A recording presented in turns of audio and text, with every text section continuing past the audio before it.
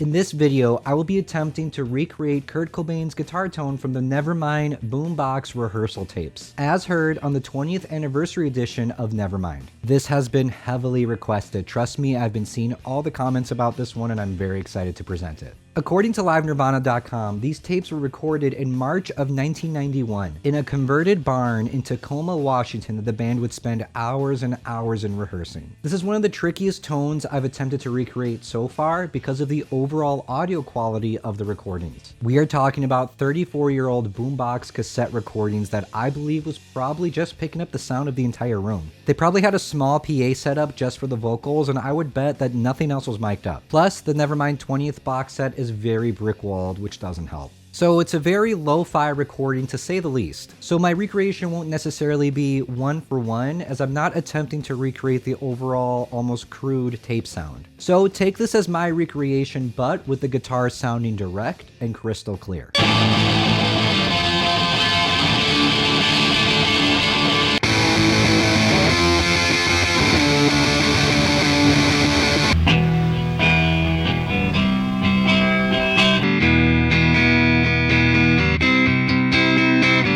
Here's my thought process on why I'm using my Vandalism Strat, a guitar that Kurt did not have at the time of these rehearsals. We do have this barn rehearsal video of On a Plane when Kurt was using his Mosrite Gospel, but Live Nirvana estimates this as being a different practice session and the audio quality is overall much worse, so I wasn't going to use this as a reference.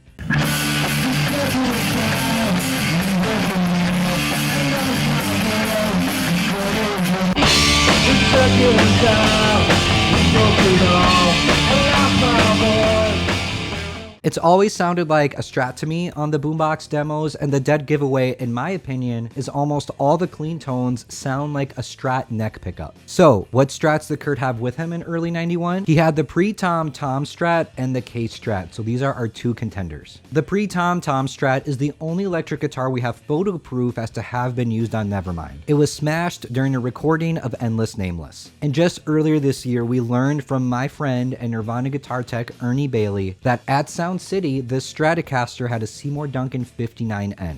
As for the K-Strat, we still don't know what the mystery humbucker in it was. Ernie has said to me that he believes it might be a Seymour Duncan Distortion or Seymour Duncan 59, as those were the pickups that Kurt was favoring at that time. My Tom Strat build has a Seymour Duncan Distortion, but I knew it wouldn't be a good fit for this sound. The Duncan Distortion is very gritty, too aggressive sounding overall for these tones. So at first, I tried to recreate these tones using my K-Strat, since it has an angled Seymour Duncan 59B. I was really hoping it would work, because this is such a sweet guitar, and I want to use it more tone recreation videos, but the sound just wasn't there for this one. So then I reached for my Vandalism Strat. This is either a 1989 or 1990 Japanese ST362 Fender Stratocaster. It has its stock single coils and a 90s Seymour Duncan 59N. So other than the humbucker being straight on this guitar, it has the same exact specs as the pre-Tom Strat. And with it, I quickly got the results I was looking for. So yes, I'm using a build of a guitar that Kurt did not have at the time, but spec-wise, it's 95% accurate to one of the two Strats that we know Kurt had at that time. As a big fan of Stratocasters in general, and especially the Strat single coil sound, I had a lot of fun using the neck pickup for almost all these clean tones. I just love the way that sounds.